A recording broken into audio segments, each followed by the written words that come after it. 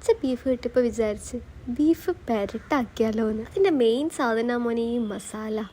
ആദ്യം തന്നെ നമുക്കൊരു പുളി വെള്ളത്തിലിട്ട് പുതിർത്ത് വെക്കാം.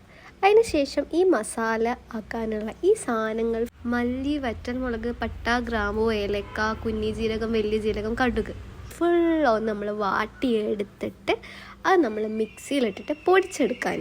ഇനി അതവിടെ മാറ്റി വെച്ചിട്ട് വെളുത്തുള്ളി, പച്ചമുളക്, കുരുമുളക് നല്ലപോലെ ചതച്ചെടുക്കാൻ. അതിന് ശേഷം അപ്പോൾ ഒരു പാൻ ചൂടാക്കിയിട്ട് ഇതുപോലെ നൈസായിട്ട് മുറിച്ചിട്ട ഉള്ളി നല്ലപോലെ പൊരിച്ചെടുക്കാനങ്ങ്. ഈ ബിരിയാണിക്ക് നമ്മൾ മേലെ ഡെക്കറേറ്റ് ചെയ്യാൻ ഇടൂല, അതുപോലെ പൊരിച്ചെടുത്തിട്ട് അത് നല്ലപോലെ കൈ കൊണ്ട് പൊടിച്ചെടുക്കാൻ. അതേ എണ്ണയിലേക്ക് നമ്മൾ നേരത്തെ ചതച്ച് വെച്ചിട്ടില്ലേ പച്ചമുളക്, വെളുത്തുള്ളി, കുരുമുളക്, അത് നല്ലോണം ഇട്ടിട്ട് നല്ലപോലെ അങ്ങ് ഇളക്കി കൊടുത്തിട്ട് അതിലത്തേക്ക് നമ്മളെന്ത് മുളക് പൊടിയും മഞ്ഞൾപ്പൊടിയും ചേർത്ത് ഒന്ന് മിക്സ് ചെയ്ത് കൊടുത്തതിന് ശേഷം നമ്മളെ ബീഫിൻ്റെ വെള്ളത്തോടു കൂടി അങ്ങ് ഒഴിക്കാൻ. അതിന് ശേഷം അതൊന്ന് സെറ്റായി വരുന്നത് വരെ ഒന്ന് വയ്ക്കാൻ. അതിന് ശേഷമാണ് നമ്മൾ നേരത്തെ പൊടിച്ചു വെച്ച പൊടി ഉണ്ടല്ലോ അതും കൂടി ചേർത്തിട്ട് അത് കുറുകി വരാൻ വേണ്ടി നമ്മൾ വെയിറ്റ് ചെയ്യുക. ഈ ടൈം കിട്ടുന്ന സ്മെല്ലെല്ലാം നമ്മൾ കൺട്രോൾ ചെയ്ത് പിടിക്കുക. ഈ സമയം നമ്മൾ തിന്ന് തുടങ്ങിക്കഴിഞ്ഞാൽ ഇതാവുമ്പോഴത്തേക്ക് ബീഫ് ഉണ്ടാവില്ല ഗൈസ്.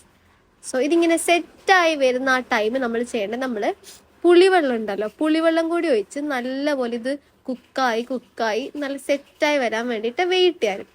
അതിൻ്റെ ഇത് നല്ലപോലെ കുറുകി വരുമ്പോൾ ഉപ്പൊക്കെ നോക്കി ആവശ്യത്തിന് ഉപ്പ് ചേർത്തിട്ട് നമ്മൾ നേരത്തെ പൊടിച്ച് വെച്ച ആ ഉള്ളി ഉണ്ടല്ലോ ആ ഉള്ളി പതിയെ ഇതിലേക്ക് ചേർത്ത് കൊടുത്ത് ഇത് നല്ലപോലെ കുറുകി ആ ഉള്ളിയും മസാലയും എല്ലാം നല്ലപോലെ മിക്സാക്കി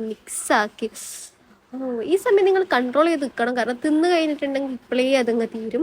ഇതിങ്ങനെ കൺട്രോൾ ചെയ്ത് നല്ലപോലെ മിക്സാക്കി കഴിഞ്ഞാൽ നമുക്ക് അടിപൊളിയായിട്ട് നമ്മൾ സാധനത്തിൻ്റെ കൂടെ കൂട്ടി തിന്നാൻ കഴിയത്തുള്ളൂ.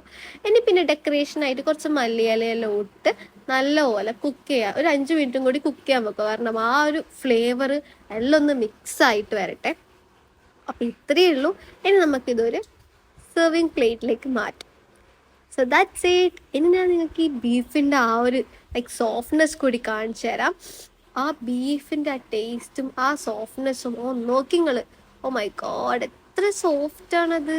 അത് നോക്ക്, എന്ത് ടേസ്റ്റാണെന്നറിയോ ബീഫ് വന്നിട്ട് കഴിച്ചാൽ കഴിച്ചുകൊണ്ടേയിരിക്കും.